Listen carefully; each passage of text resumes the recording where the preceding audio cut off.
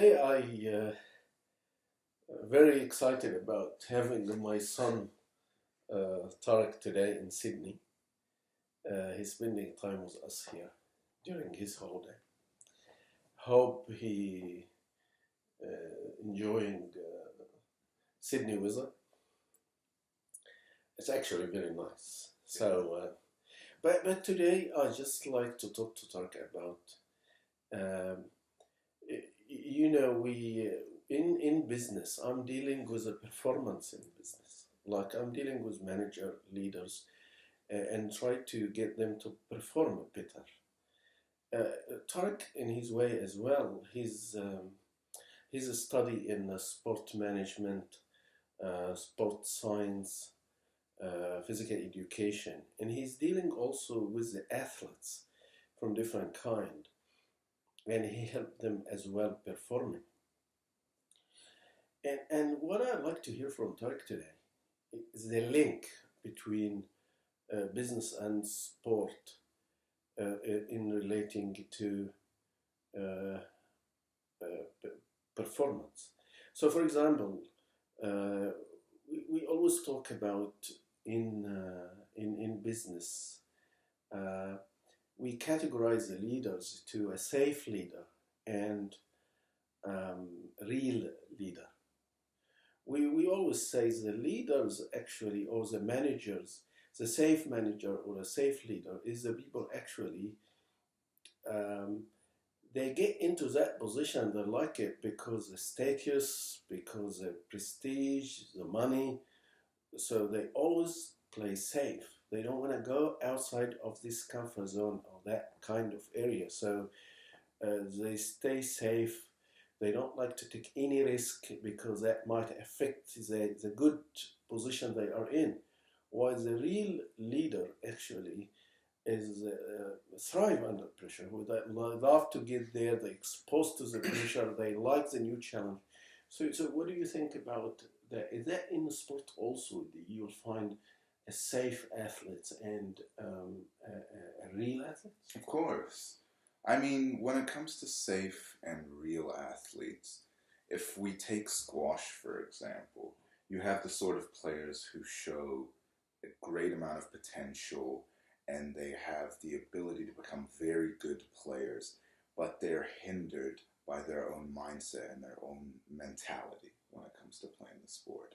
So, for example, when we talk about that, we could say they're always afraid to leave their region or even their town, even sometimes their suburbs, and play their sport outside because they don't want to lose. They don't want to show that they can lose or show any weakness in themselves, because then that leads to them not being able to, because that's mainly because they cannot deal with the pressure. They want to put it to one side and stay safe, stay, you know, In their comfort zone. yeah, exactly, stay in their comfort zone. And talking about pressure, we in business said the real leader actually can actually handle the sort of pressure. What sort of pressure are we talking about here? These sort of pressures, they're the environmental pressures that are more of your surroundings. In terms of sport, again, it's more about the sort of pressure that those around you, whether it's your coach, your family, your father, your mother, your brother, even the referee. The environmental. Yeah, those are all the environmental. Okay. So they put pressure under you, Yeah. and you will be under pressure from the surrounding. Yes. Okay. And what other pressure? So there's also internal pressure. This is the one where you want to be the perfectionist. You have to get every one of your shots right or do everything perfect. And when you don't, you always punish yourself for it inside. And you know you can't be perfect, but they just want to find perfection in things that can't be perfect. Okay.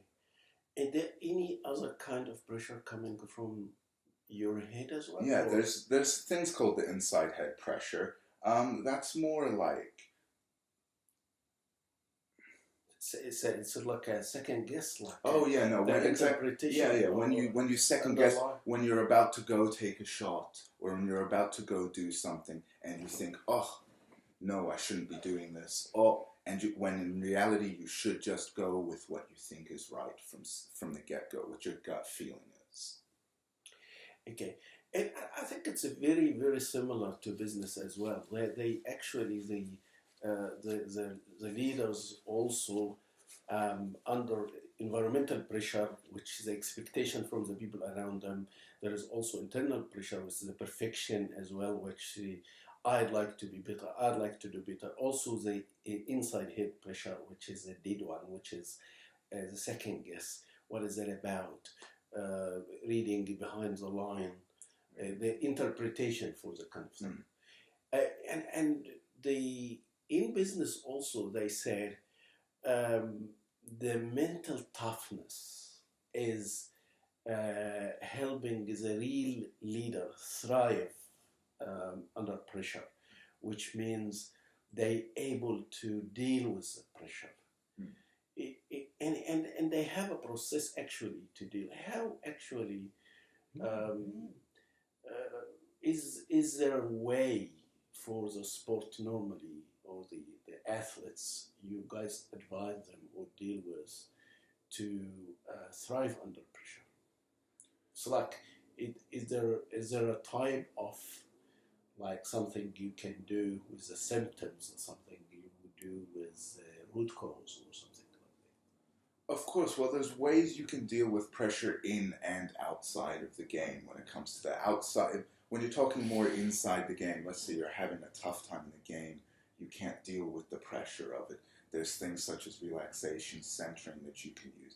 But more when you have the pressure of a tournament coming up and you don't want to deal with it, or you need to look at it as more of a learning experience and know that you can't ever get the best outcome out of everything. The best outcome for an athlete is to learn and get better and move on.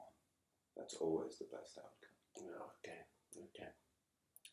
And I think also in business, they categorize also kind of, sometimes we do exercise like abdominal breathing. Some actually they do. Actually, they smoke sometimes. Yeah.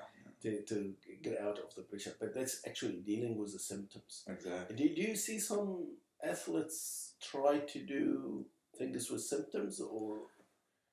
Of course, I mean, there are athletes who, when it comes to the pressure, they'll turn to other things, whether it's food or more exercise or doing this to try to deal with all of that type of pressure. But that's more of the external pressure, dealing with the pressure in more of an outside, external sort of layer.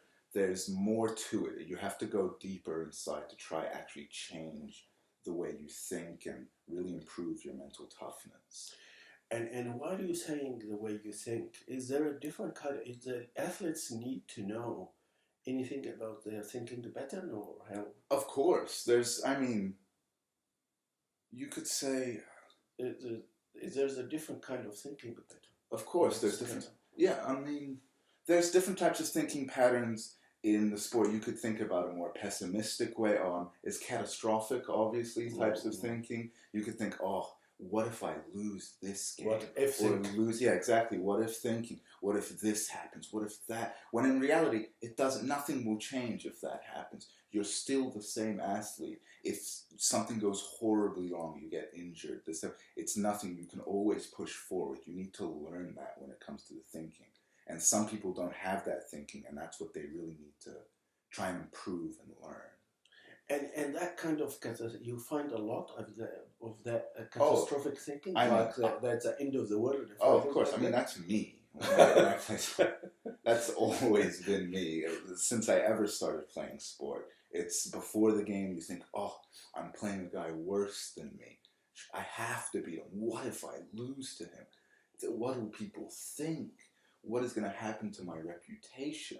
When this is the complete wrong type of thinking, and you should never think in this sort of way. And finally, Tarek, is how important this kind of subject for the athletes? It's the most important thing. There's no, I mean, you can get fit, you can be the most gifted player in the world, But if you do not have the mind for it or the mental toughness for it, you will not go anywhere. You will not achieve what you want to achieve.